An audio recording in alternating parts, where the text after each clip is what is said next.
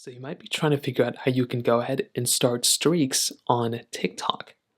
Now, doing this is pretty basic. There's a couple things you need to do though. Number one, you have to make sure both you and the other person follow each other. So make sure you two follow each other. And all you're going to have to do is basically start sending TikToks to each other to start a streak. So what this looks like is, let's say I go through and I just, find a TikTok that I want to go and send to somebody, right? So here I have my other account that I have right here. Well, if I'm on my TikTok page like this, right? If I just go through here and I just open up a TikTok, what I can do here is, let's say I want to send this TikTok out to somebody.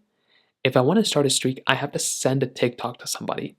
So go through and click on the share icon that's at the bottom, and then share this out to that individual. So in this case, I'll just send it to my other account. Now, what I have to do is wait for the other person to go through and basically send me a TikTok as well. So what's going to happen here basically is that they're going to go through and they're basically going to be able to see that they have like a notification of a TikTok. What they have to do is view it, then they have to send me another TikTok.